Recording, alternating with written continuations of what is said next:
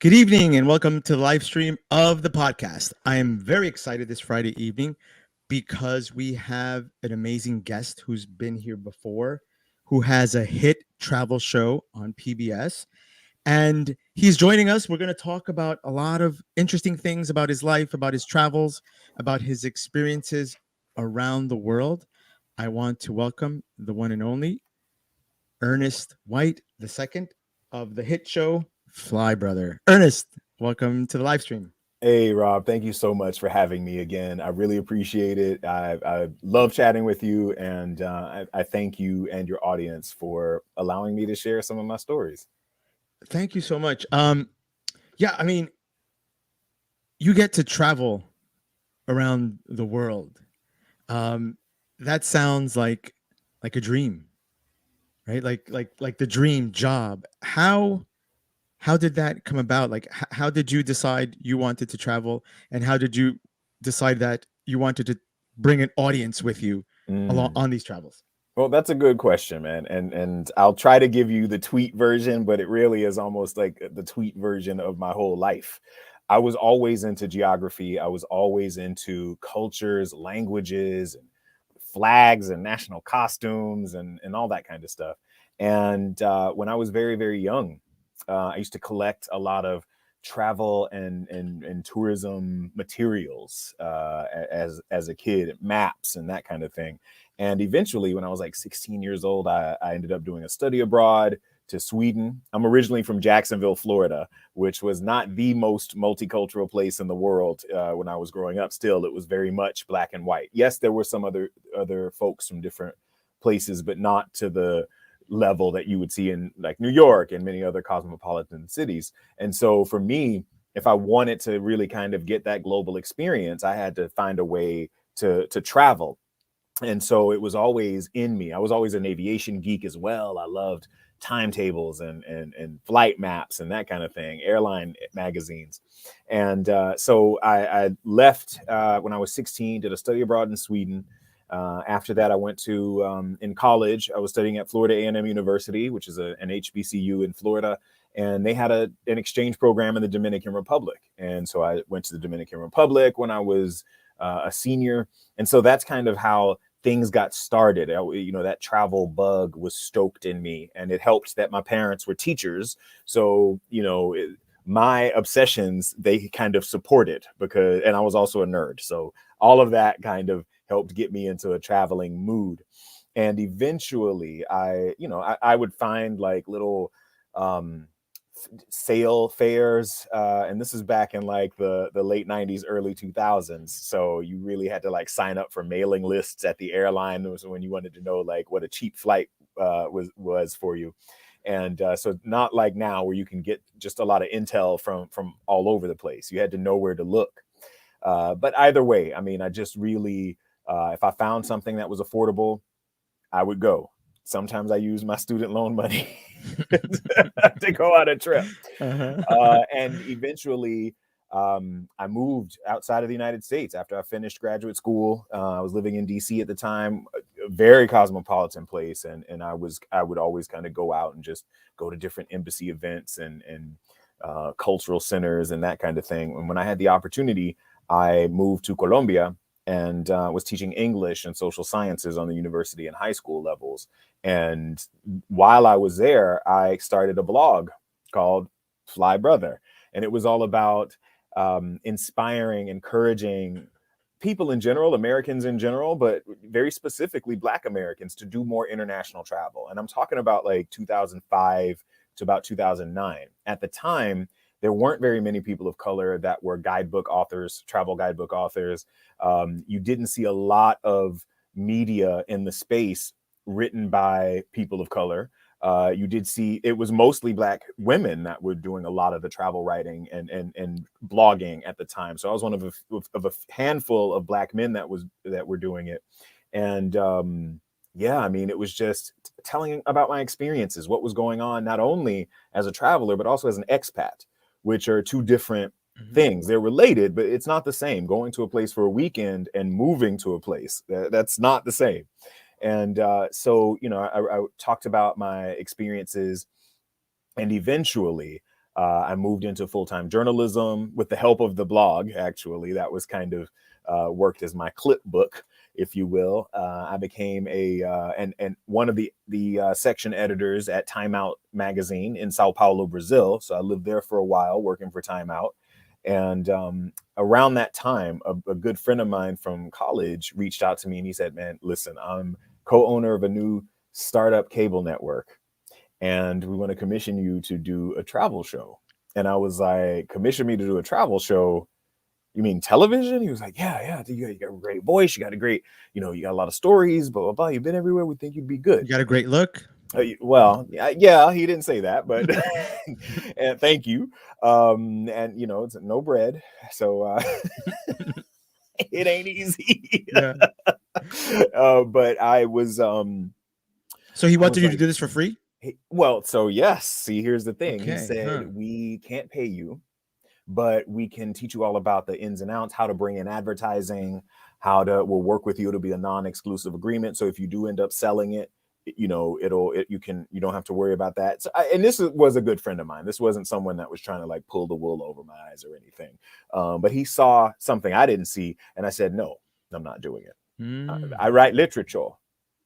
And Wow. he was like, "Man."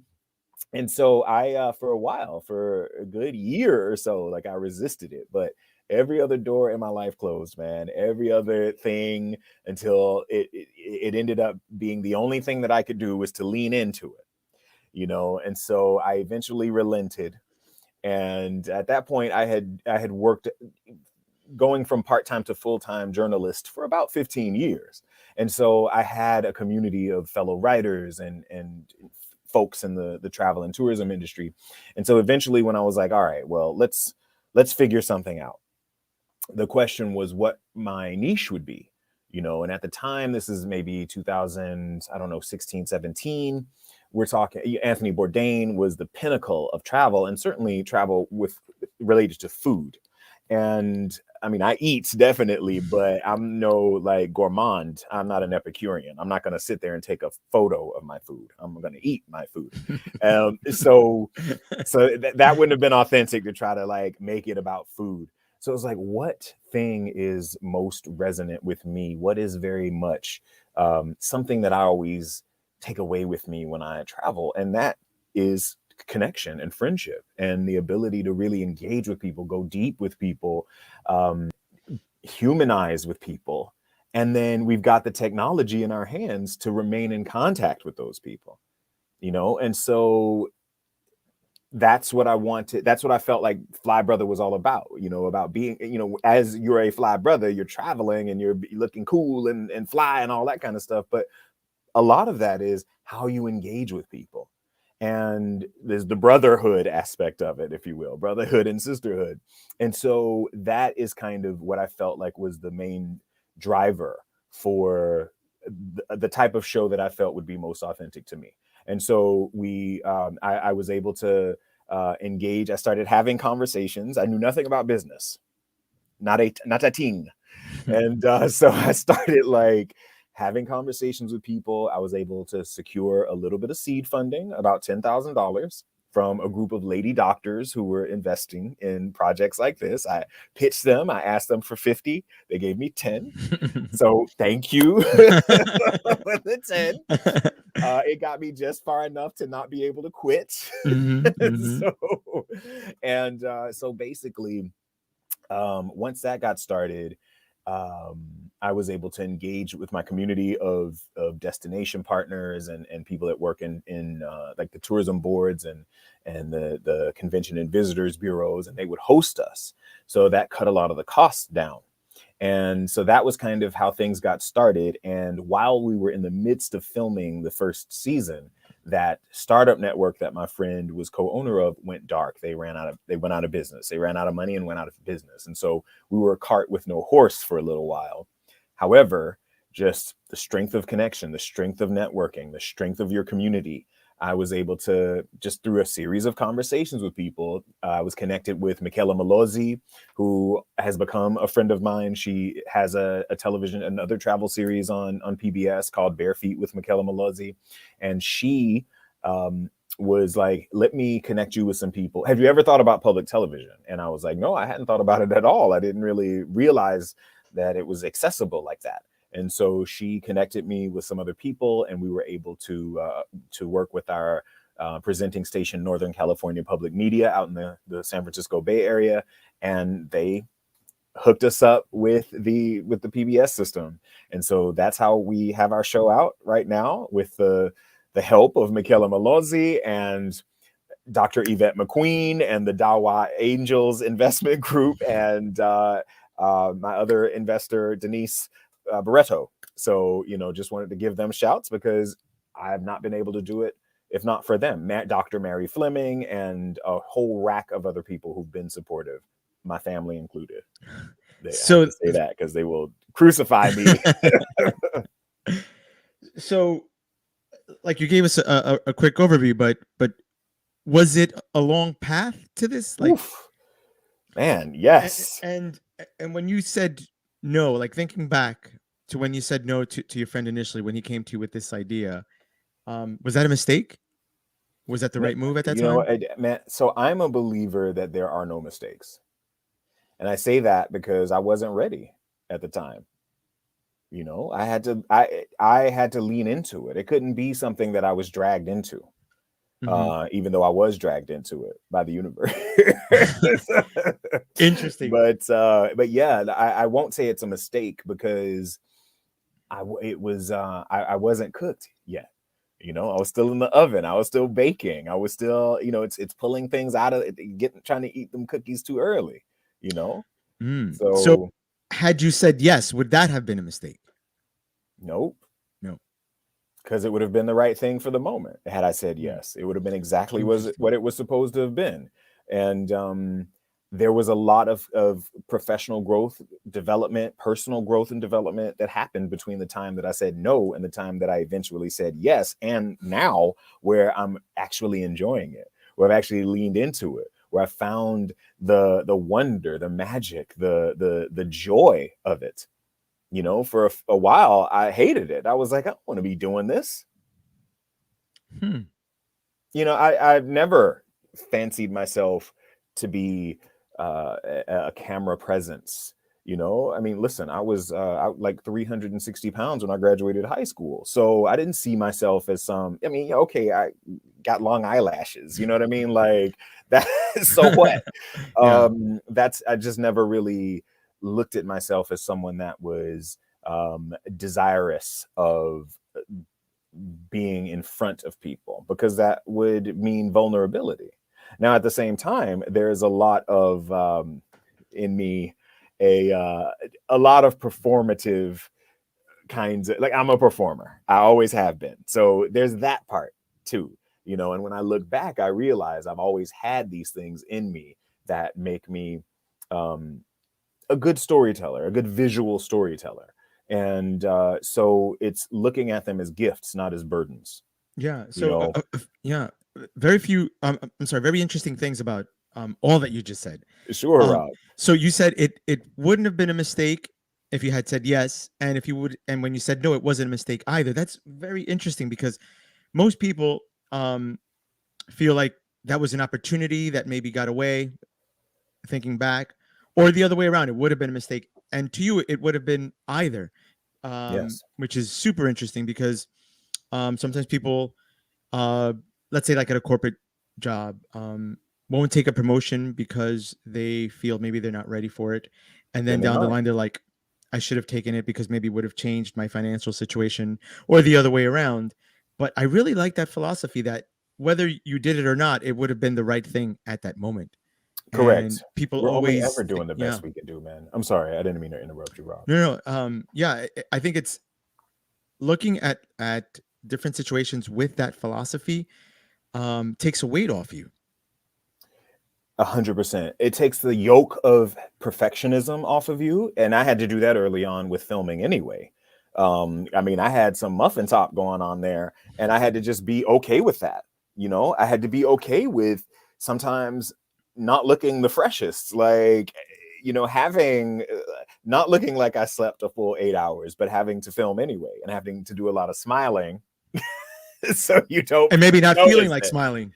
Ooh, you know, mainlining coffee, to have the energy to not only be in front of the camera and show up, but also interview people and have a clear head to be able to ask questions and be dealing with personal struggles or physical or whatever it is, just the daily life, just being in this body. And there's, I think when you talk about regrets, man, I have very few. And part of that is because when I, again, look back, I recognize the importance of every single aspect of my life up to now and how it has brought me to this point. Now, one of my biggest regrets is being in South Florida in 2001 in the summer, and Sade was having a concert. And I was like, do I pay the money to go to this Sade concert or do I eat this week? I regret till this day eating. I would have survived not eating a week had I gone to that concert. That Wow. is one of the that to this day is, I mean, because I don't think she gave another one. She might have had one more concert since Yeah, then, yeah. and that was 20 years ago. So 21 years ago Uh-huh, almost. uh-huh. So besides that, and yes, there are some situations, relationships, and engagements with people where I wish I might have been kinder, or that I might have been different, showing up different. Sure, there is that. Mhm. But for the most part, even in those situations, I was still doing the best that I could do in the moment. I was still making a choice that I felt was the best choice to make, even if now looking back, I would have made another choice. But that's with this knowledge that I have right now, this awareness that I have right now. I didn't have that then. And so that's why I say, for me, there are no mistakes in my life. There are choices that were made that were kind of guided, really. I do feel like often my choices are guided by the situation, the awareness I have, the intuition I may be receiving, Mhm. the actual, like, the facts or the information that I may have in front of me. It is what it is, but it's all a matrix that's created in a way that allows me to make a choice that, my higher self, or, well, yeah, that's what I say. My higher self wants me to go in that direction of, according to the things that I feel aspired or inspired to do. So if for me, it's important for me, I'm a lover. I love people. I love stories. I love experience. I love romance. And when I say I love romance, I don't mean just what we know of romance in terms of intimate relations between two people that has a sexual component to it. I also mean the romance of life, great music, good food, a wonderful sunset, a phenomenal conversation with a good friend. That's intimacy too. Mhm. And that's romance. Again, it's not sexual, but it's still how human beings really connect. And that is what I love about what I do, because I can create those opportunities. I can create that magic through story. I can allow an access point for people to connect with themselves and with other people, Mhm. either through the stories that I kind of tell in front of the camera or behind the camera. Wow, I like how you wrap that with intimacy, and this is part of the reason why people get into these type of settings, right? Like, I love interviewing people and getting to know um, about them, about their stories, about where, how, and why they got to where they are today, Thank you, Rob. and share all these different success stories, and nothing beats it. And it's always like, like, what is that component that makes life magical, Mm, right? That makes it beautiful. And it's a lot of these intimate moments with people where you're sharing stories, where you're being vulnerable, yes. and something as simple but also complex, when you're being vulnerable and you're sharing something deep about yourself. There's complexity to that person's feelings and Mm, their experiences, but you can connect, that way with people, Yes. and there's something really really cool and beautiful Thank you. about that. And I like that you incorporate that philosophy into the show, and that connection, that friendship building. And something really cool happens when you share a meal with someone also, Yes. and you're sharing stories. Like it's like um instant, like instant connections, and you get a true sense and vibe of who that person is at the core. Like something about sharing a meal with Mhm. someone. Absolutely. And it's something that we all do. Everyone has to eat. Everyone, not everyone dances, not everyone sings, not everyone, there are lots of activities that people do together that not everyone does. But everyone eats, Yeah. something.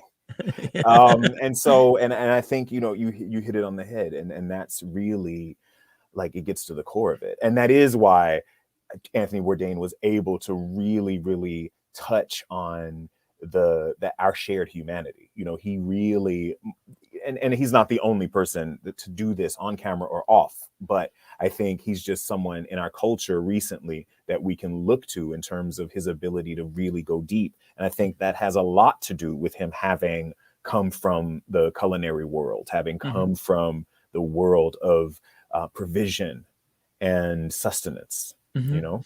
And there was something very simple about his style, and I once heard him say that at times he would prefer sharing a meal from a street cart, Hmm. and where people assumed that it was a simple dish or simple food, Sure. but he got to the complexity of the food, and the extensiveness of the culture Hmm. of the people who made that food, which was extremely cool, like and fascinating, and it was awesome to have had him tell all these stories, and it's a shame when he went, but because I think the entire world kind of felt it, right? All of those Sure. who watched him, and he brought all these cultures to our living room over simple street food. Hmm. Um, that wasn't simple. We assume it was simple, but he went into detail about the complexity of that food, and Sure. that was magical. And you bring some of those same components into what you do, which is why it's extremely um, entertaining. You feel really good after an episode. You feel Thank you, connected to man. that culture, Thank you, Rob. um, I and appreciate that's it. that is what makes it very very enticing. But out of all the places that you have traveled to, what is like one place that kind of sticks out and is always like feels like home? Oh man, South Africa. Oof. It's doesn't matter how long I've been away. It's just one of those places that when I'm there, I feel welcomed, I feel seen, I feel empowered, and I feel loved. It's not the only place. I mean, I live in Canada right now, and I'm developing roots here, and I love being here as well. But there's something about South Africa in terms of just its permanence, and I see little bits and pieces of it in many different places that I go. The American South, uh, British Columbia, California. You can see um, elements of it in different parts of the world. And so for me, it's just a place where I've always enjoyed engaging with the people. The landscapes are spectacular. And so, yeah, anybody that gets the opportunity should definitely go South Africa. Is it one of the most breathtaking places that you've seen as far as like the scenery, the Yes. Yes, and there are many, many, many, many, many breathtaking places on the planet, more than I've ever seen. But South Africa is definitely in the top. When you travel, for example, along the Garden Route, which goes from Johannesburg down to the coast near Port Elizabeth, and I may be getting this wrong, so please excuse me, anyone who knows better, and then over west to Cape Town. That last stretch of the mountains on the way to the Western Cape, to the Cape of Good Hope, I mean, I'd never seen anything like it. It really, the way that the mountains just kind of crash down into the ocean is powerful. And at the top of Table Mountain, you know, it's got like its own unique biome where it's got flora and fauna that don't exist in other parts of the world. And it's usually or quite often covered in a veil of cloud. And yeah, it's mystical. Yeah, it sounds like, and I'm sure if you had these type of experiences, because I've definitely felt them, where a place looks so beautiful that it's like, how is this even real? Like, Hmm. how is this scenery um so breathtaking? Like, it just seems so beautiful that it doesn't seem real. And Yes, that has to be uh amazing, that it's your job, it's what you do, it's you visit all that's these true. cool That places. is true. That is true. And I mean, there's, you know, Tajikistan, for example, the mountains are just incredible. And what I've heard is that Kyrgyzstan is like the Switzerland of Central Asia. I think I stopped in Bishkek for like a day, so I didn't get a chance to really see. But you know, Mongolia, Brazil, and India, and Switzerland, and the French Alps, even the coast of Portugal, plenty of places in the United States, from the Bay Area to um, Yosemite, and half of Canada is mountainous on the Mhm, western side. You know, I mean, you just really, really the Adirondacks in upstate New mhm, York. yeah. There's so many different places on this planet that are breathtaking physically. Even sometimes my own hometown, Jacksonville, like you can be on some of the back roads that run along the river, and it's just a flatness. And when you've got like such beautiful sunsets and even sunrises, and you see it reflected on the water with just like the reeds sticking out, I mean, even that is stunning. It's a meditative experience. And I think, you know, I want to encourage people to try and find the beauty in the places right around them, because there is, you know, this planet is spectacular. And you know, I think we take that for granted. What do you enjoy more, a sunset or a sunrise? A sunset, Why? Why? sunset. Because I love the hours leading up to the sunset as well. You know, the golden hours. So it's not just the sunset; it's the preamble to the Yeah. sunset. So it's the combined kind of waning light and then the show. And it's, whereas sunrises can be beautiful, but you don't The have that colors are different, lingering, right? the colors are different, and you don't have that lingering afternoon light, that golden afternoon, like late afternoon. You know, obviously the hours shift depending on where you are, and even the length of that golden hour changes depending on how far north or south you are of the equator. But for me, it's like in Scandinavia, for example, when it's just like a lingering gold from, you know, 4 to 7 p.m. In the summers, like that kind of thing is, it's glorious to me. And then you have a sunset with all the different colors that that brings. So yeah, I'm definitely a sunset guy. Is there a place left that you haven't been to that you're like, I have to make it there one Oh day? yeah, man. There's so many places. Like I've not been to Nigeria. I haven't been to uh, many parts of India.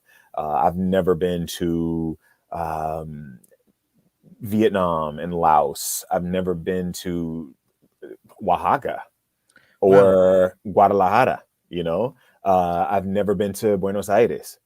I've never been. I mean, I've been to 71 countries, and I've never been to Uzbekistan. You know, and those are a lot of the places that I've not been to. But then there are places that I haven't been to for a while and want to get back to. You know, so I don't know what Yeah. to say. Greenland, you know, Greenland, I would love to go to. Uh-huh. Yeah, and that's Saint Helena.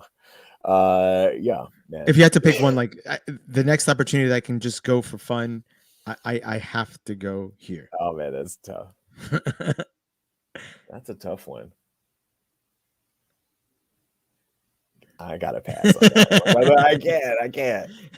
So, seems like you live a very cool and exciting life. Like, what are you most excited about now? Like, if you had I'm to pick. laughing because there's a lot of emailing and phone calls, and like there's a lot of downtime. Yeah. So they're very exciting moments, but they are balanced by many moments of calm and reflection. I do meditate a lot, simply because that is also where I get ideas, I get inspiration, in addition to receiving solace and support, and yeah, it's all of those things. So just to say, like, yes, there's excitement, but there's also like the mundane day to day as well. Yeah. What's the most boring part of the work? Like getting my tax paperwork together, like the admin. Oh yeah, yeah. That is not that is not exciting. No, not at all. But yeah, so it's, and also I'm moving away from having a fear of fundraising to leaning into it. For a long time, oh my God, like I hated having to ask for money. Mm-hmm. Whereas now it's just like, hey, join me at the party. Like, let's build together. If you've got resources, we've got resources as well. So let's combine them and really do something amazing. But to get to this point where I'm able to say this, I had to go through many years of just like working with my own relationship to money and my self-worth, and recognizing what I bring to the table. And yeah, and still working on that stuff, still remembering my worth and my value. So And this confidence that you exhibit, is this something that you always had, or something that you learned, something that you developed? Like, definitely developed. Well, as I said, I was obese as a teenager. Like, though, that's the worst time in your life that you can be overweight, is your teenage years. Like, my classmates were brutal.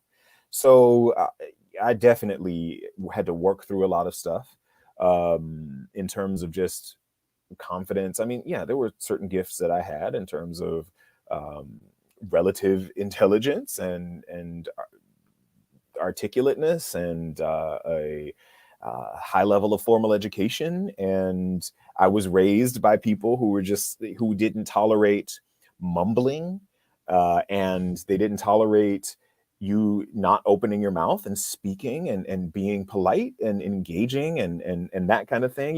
Didn't you hear Deaconess Jonathan Young talking to you, boy?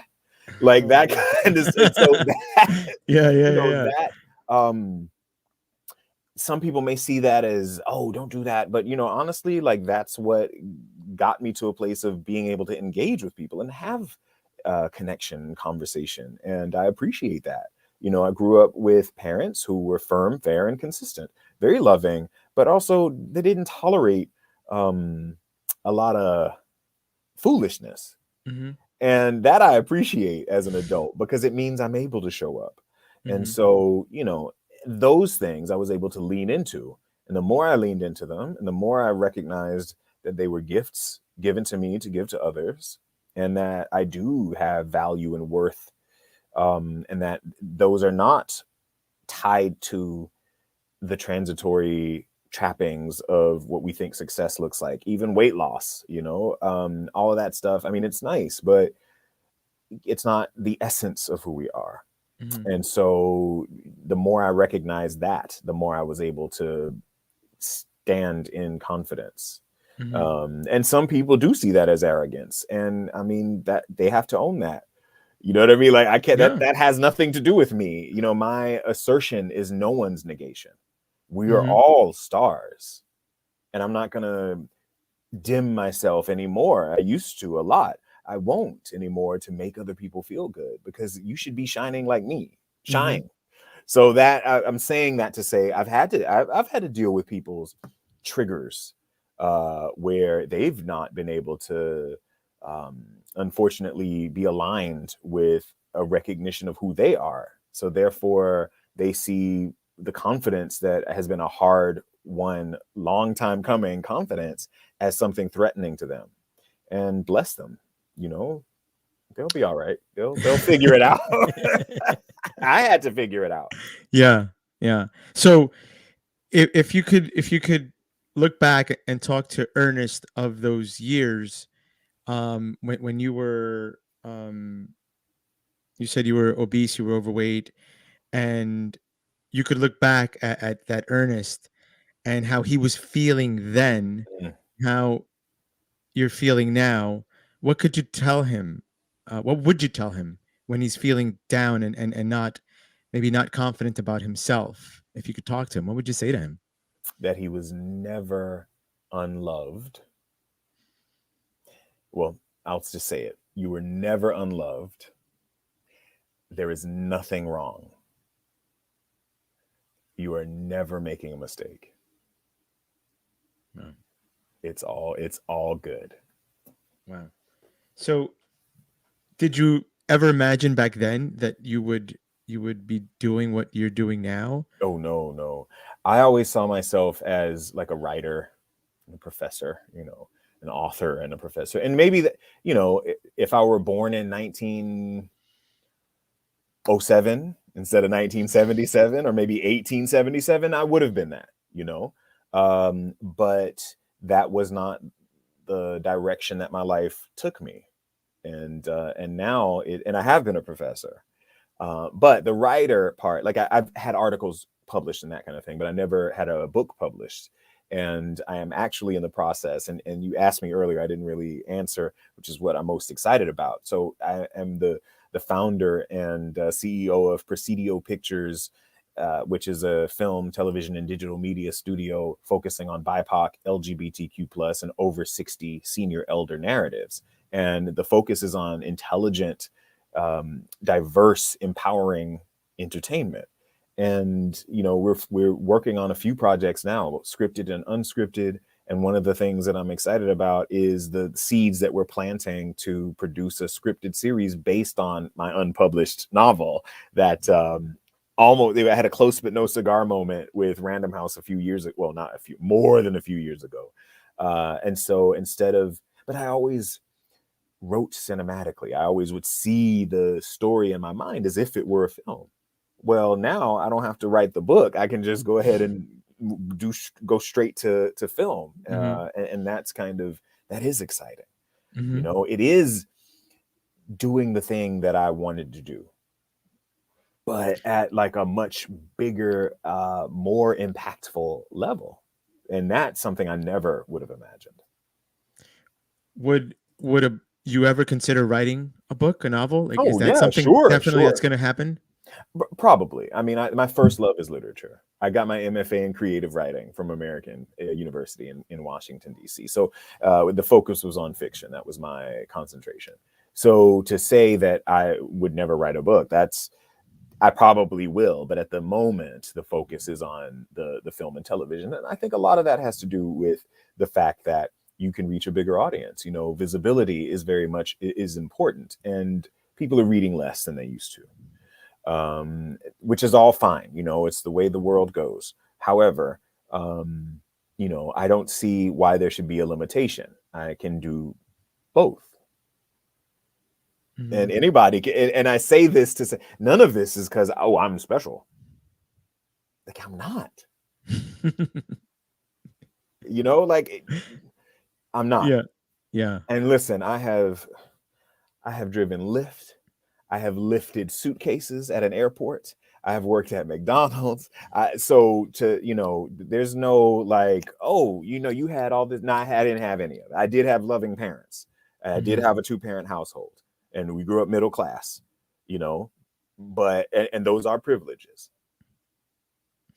Now, And still, would you if you were to ever have children and raise children, would you raise them the same way that you were raised? I might spank them less. and not to shade my parents, but I grew up in a time when, yes, Spanking was okay. oh my Absolutely God. okay, yeah. And honestly, look, I had it coming. They Yeah. had my IQ and my hearing checked to make sure that I might not have heard it the first time, Yeah. but they knew I understood it if I had to hear it a second time. So when I did something anyway, I was asking for it. And yeah, but honestly, aside from that, you know, and even now I watch my parents as grandparents to my nephews and nieces.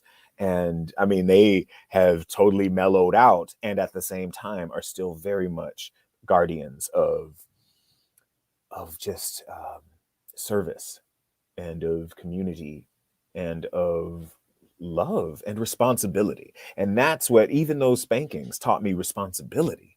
They taught me consequences. They taught me the fact that, yes, it's all about me and it's absolutely not about me. As much as it's about me, it's about everybody else too. And so, you know, when I was pushing it and demanding attention in ways that were not constructive, I was corrected. And I see less of that happening, and I see more folks, unfortunately, being entitled in a way that is on some level, you know, and again, nothing is wrong, right? Things are going to go the way they're going to go. But at the same time, like, they don't have to be so contentious. And a lot of that, I think, has to do with the fact that people aren't really held accountable, you know, for the rest of us. You know what I mean? They not in the same way that I was raised. My parents are older. You know, I'm 44, my mother's 84, my dad's 76. The people that raised them were born in the 1890s. You know, my mom was born in 1938. So like that kind of very old school, community focused upbringing is something that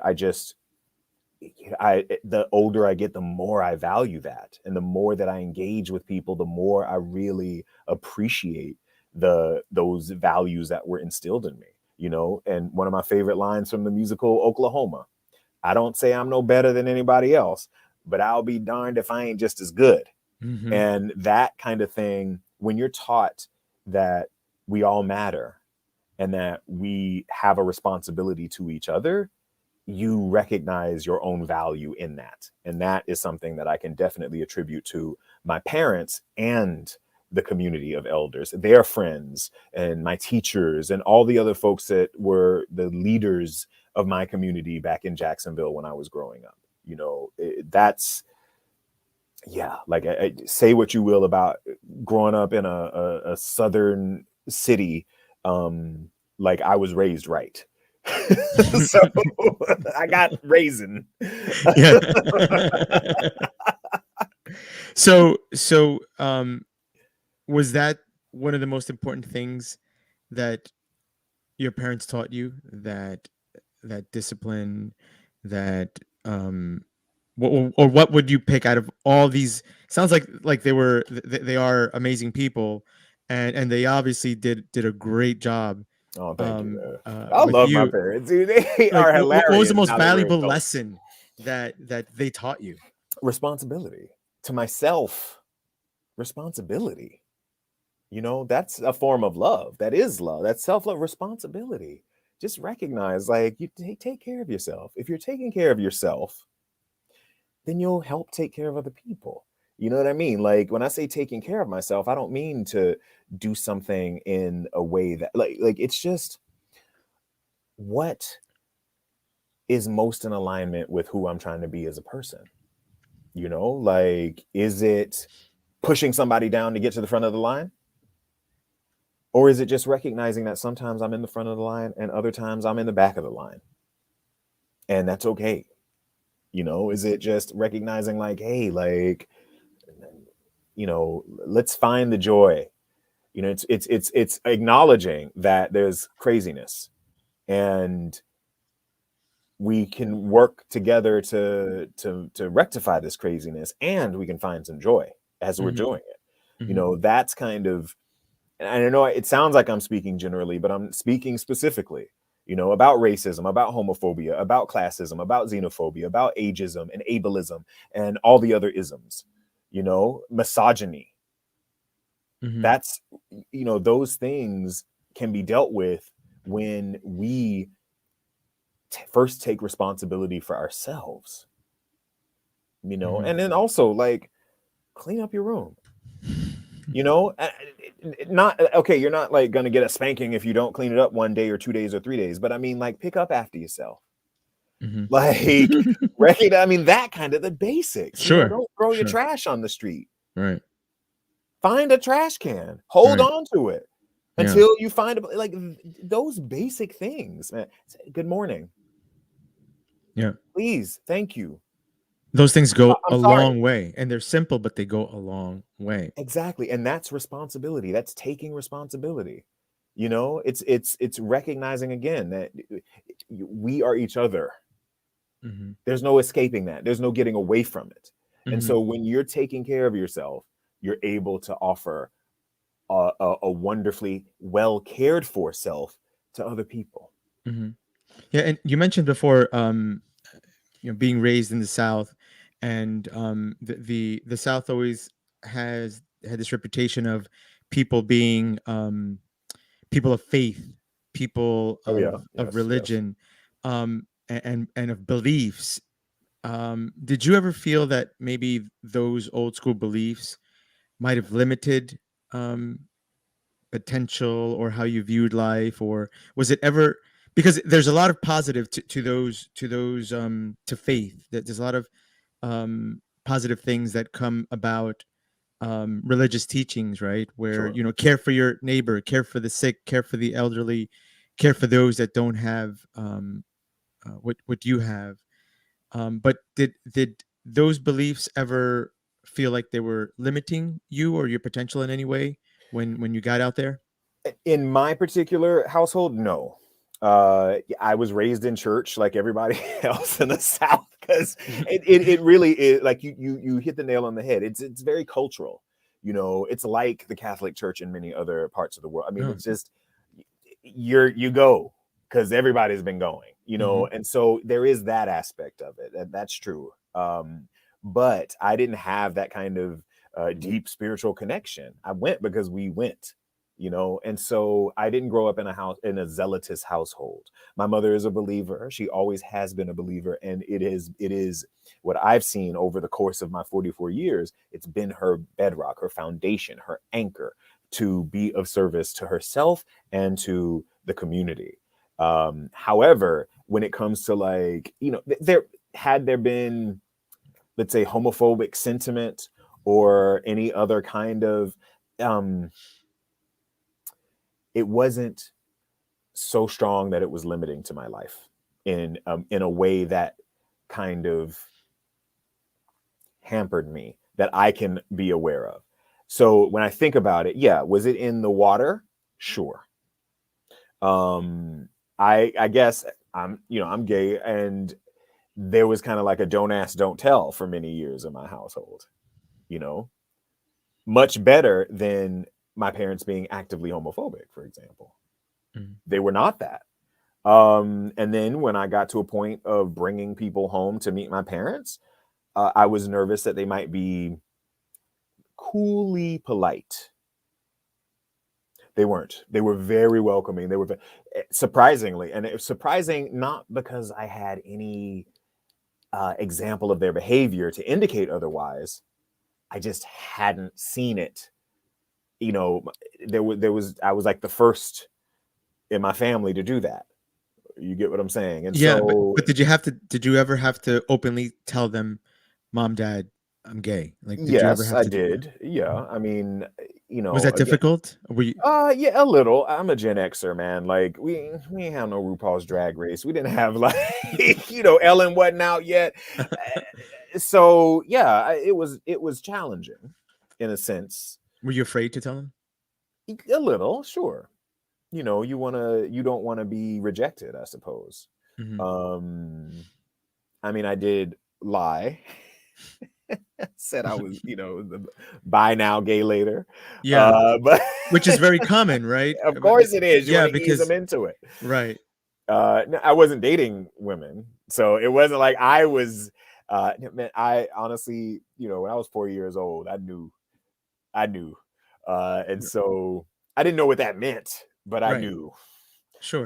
So it Yeah. was never a thing that was wrong for me, because it Right. was, and I guess it was that, man. Like, I had a knowing in myself, and so the whatever cultural, and yes, I was called all kinds of names growing up, but whatever cultural negativity in general would kind of bounce off of me in terms of my understanding of myself. Now, my understanding of my self-worth, different.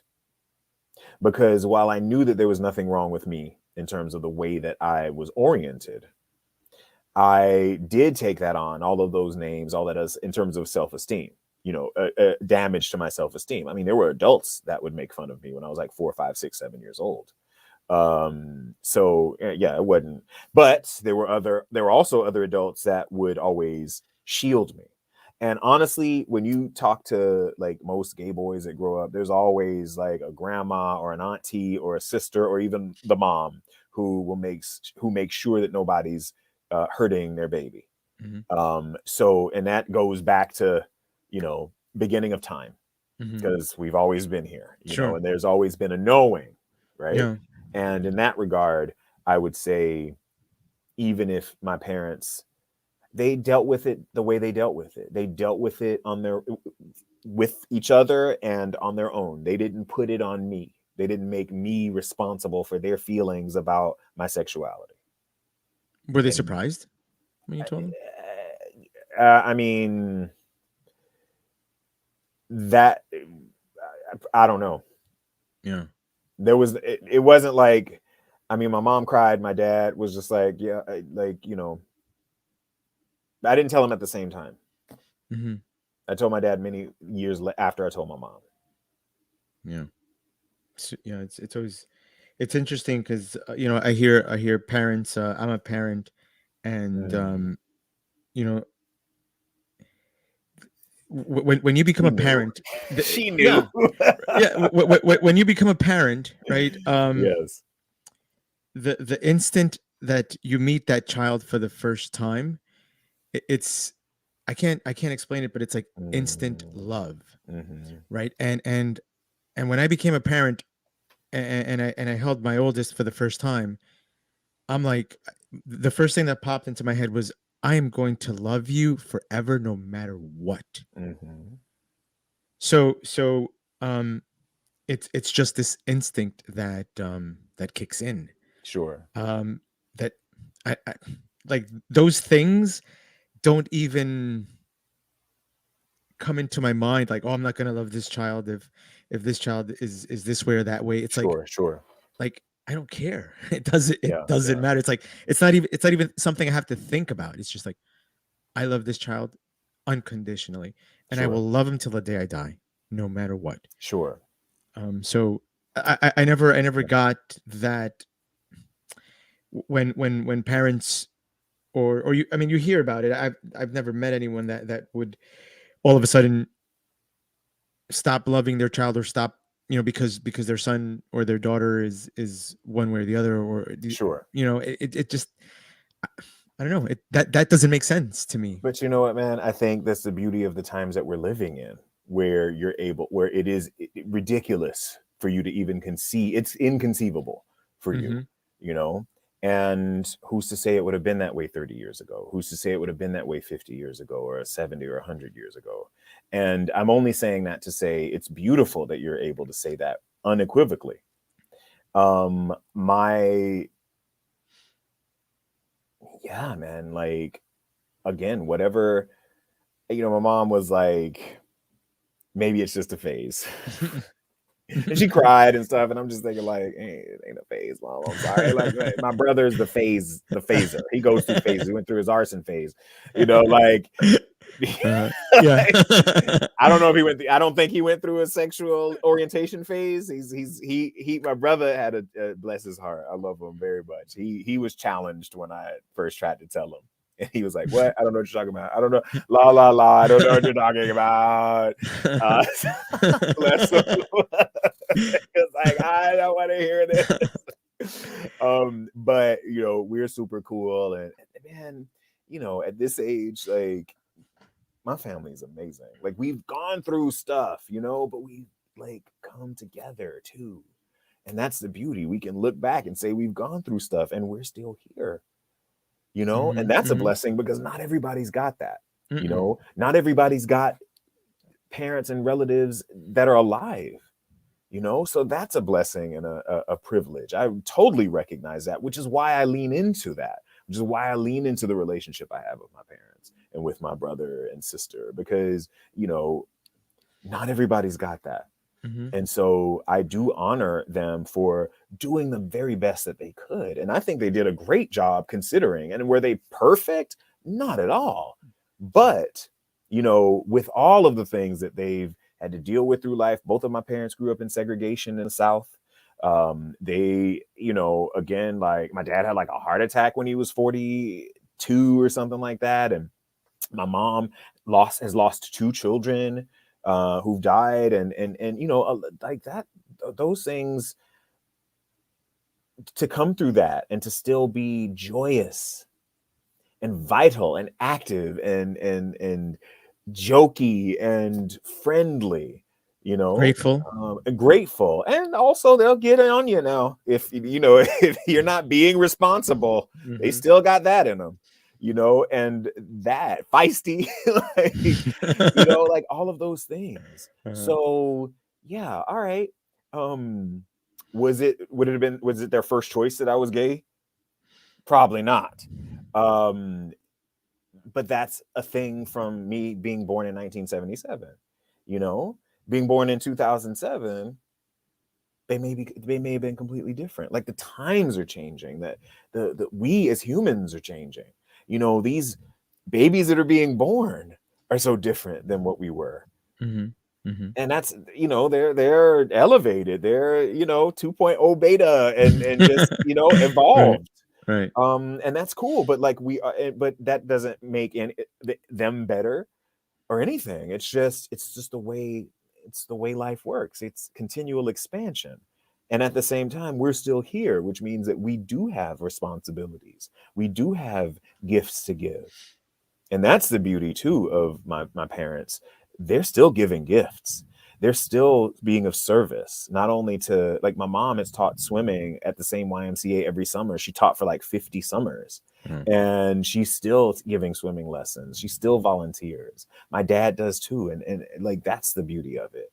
And that's such a blessing to have been reared and guided and corrected by these 2 powerhouses, you know, and and again, not to be the only one. It just means that I have a great responsibility because those things were instilled in me. It's not for me just to like chill out, you know, it's for me to see where I can be of service, how I can help people transform their lives, how I can help people stand in their strongest knowledge of themselves and have magic in their lives and do what they want to do. Don't do what I'm doing.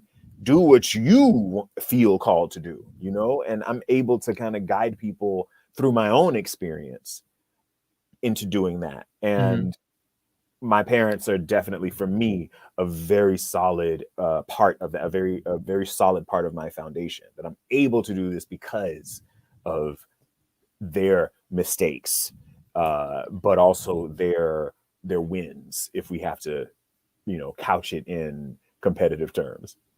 Have you ever interviewed your parents, or have you considered like maybe one day like just getting their story out? I'm doing a documentary about my mom. Oh, that's awesome. So yes, that's awesome. And when is that done? When is that out? Like what? Oh, it'll be, so we filmed probably 2/3 of it already, and we Was she open to it? Yeah, no, Oh, I okay. mean, my mom, she's game. She is game. That's a lady, boy. I tell you, she's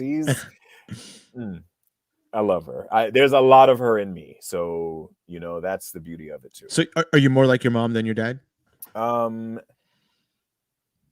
Probably, I would say, yeah. Would you do something like that for your dad? Would you do? Totally. Yeah, my pops. Oh, he's next. I told him. Oh, already. He is next. Okay. Oh yeah. And he's down too. Well, no. No. Okay.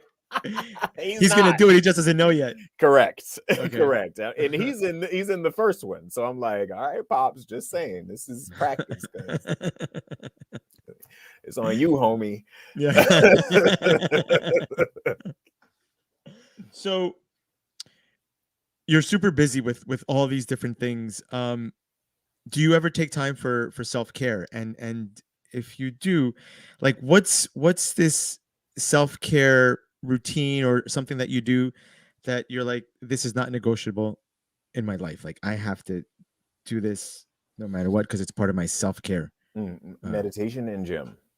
Because yeah, meditation in the gym. Just because they do feed my soul and my body. And I have to get them in, or if not gym, something physical. Like the gyms were shut down for 3 weeks here in Vancouver because of the panorama.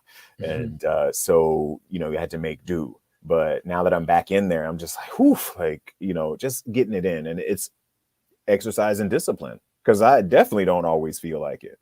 But it my body needs it, and my soul needs it. And so the meditation. And now I'm actually amping up dance, just because I love dancing. I Were you love always it. a dancer? I always danced. That's like saying you're always a singer. I mean, I've always sang, Yeah. in the shower, maybe off key sometimes, but yeah, I've always danced. I Okay. love So it. you're taking And lessons. I'm taking tap. Nice. Okay. And I mean, I took samba when I was living in Washington D.C. years ago, and like I go like Mhm. on the box, Mhm. like at the club. Uh-huh. How difficult is tap? I mean, that looks very difficult. Oh, my brother, like it's a challenge, but it is a beautiful challenge. I'm super excited about it, and I'm still working on the coordination in my left foot. Um, that is when you learn. There's such a nobility in beginnership.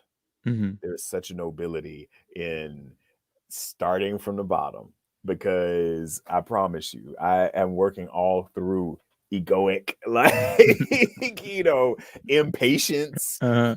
all of that, man. Uh, I'm the type, I don't even know how to roller skate, because after the third time I fell down when I was 6 years old, I was like, y'all can have it. I threw the skates because I couldn't master it right away. Mhm, I've mhm. since chilled out a bit, but yeah, man. And so with tap, like, it's just, I'm committed to it. I love it, man. If y'all haven't ever seen Ann Miller, Mhm. look up Tom, Dick, and Harry of from Kiss Me Kate on Uh-huh. YouTube with Miss Ann Miller.